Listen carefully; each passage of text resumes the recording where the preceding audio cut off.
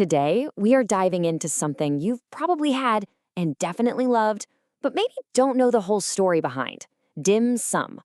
We're going to peel back the layers of that steamer basket and uncover a story that stretches back 1,000 years. And, get this, it even leads to a modern scientific surprise that might just change how you think about food.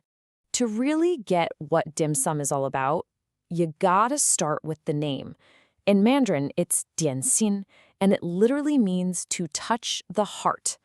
Think about that for a second. It's not just about filling your stomach. It's about small, beautiful, delicate items that are meant to literally touch your heart. It's such a beautiful idea, and it really sets the stage for a much deeper experience. So, okay, touching the heart, what does that actually mean when you sit down to eat? Well, it's so much more than just a menu of dumplings. It's a whole social event, a complete culinary ritual that's been polished and perfected over hundreds of years. And you can't really talk about dim sum without talking about its other half, yum cha. They're basically inseparable. Yum cha literally means to drink tea. The whole experience, the whole tradition is built around the tea. The dim sum are the heart-touching snacks that were created to go with the tea. So when a friend asks you to go yum cha, they're inviting you to this whole experience of drinking tea and sharing dim sum together. All right, let's get to the food itself, because the sheer variety is, well, it's just mind-boggling. Most of us, we know the classics, but the actual scope of what's out there is absolutely massive. So take a guess. How many different types of dim sum do you think there are?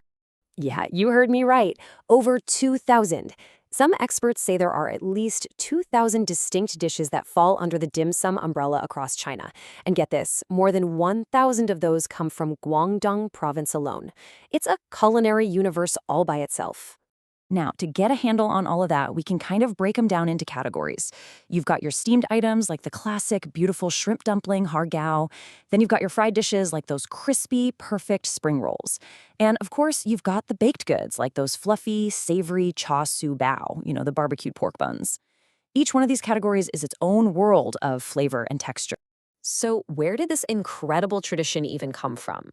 Well, its story goes back more than 1,000 years, and it's a pretty fascinating trip through history. The story really kicks off as far back as the Song Dynasty, but it really gets going in the 10th century at tea houses all along the famous Silk Road. These were places where travelers and merchants would stop to rest, drink tea, and have a few small snacks.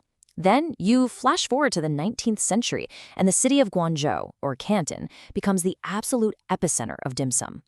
Tea houses were competing with each other, creating all these new and amazing dishes. And finally, in the 20th century, Cantonese chefs started emigrating all over the world, taking this amazing tradition with them and turning it into the global sensation that we all know and love today. And that brings us to right now.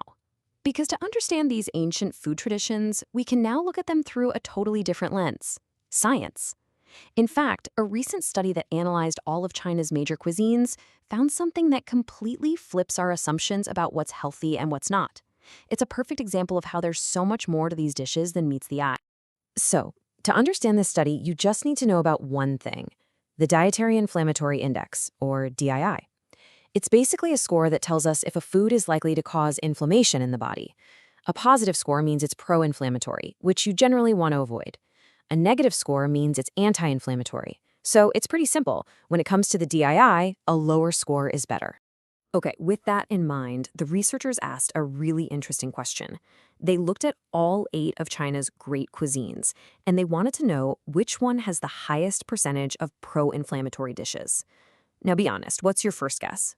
A lot of people might point to the one known for being super oily, super spicy, and mouth-numbing.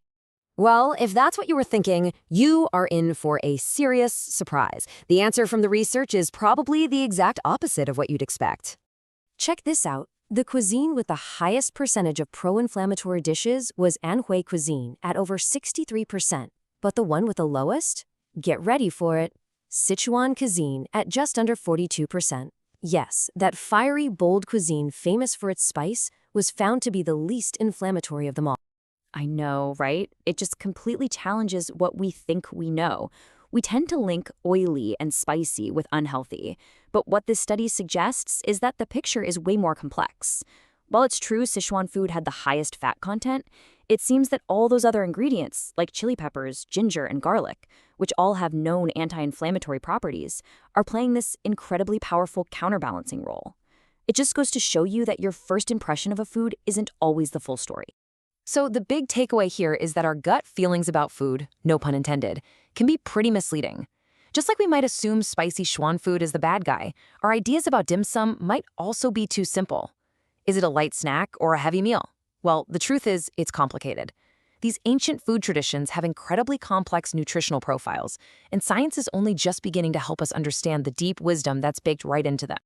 And that leaves us with a really fascinating final thought. We started with the beautiful, heart-touching story of dim sum, and we ended up using modern science to see how it can shatter our most basic ideas about food. It's a powerful reminder that whether we're talking about Cantonese dim sum or fiery Sichuan dishes, these ancient traditions have so much more to teach us. It really makes you wonder, doesn't it? What other secrets are hiding in plain sight, right there on our dinner plates?